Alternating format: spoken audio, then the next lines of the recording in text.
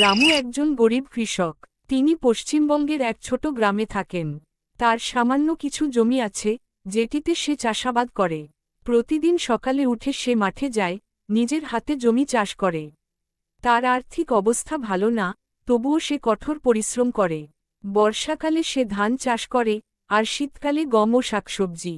সার ও বীজ কেনার মতো যথেষ্ট টাকা তার কাছে থাকে না। মাঝে মাঝে ঋণ নিতে হয় স্থানীয় সমিতি থেকে।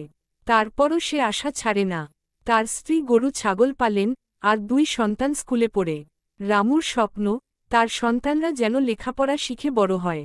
সে জানে, কৃষিকাজ কষ্টকর, কিন্তু এই কাজই তার জীবন।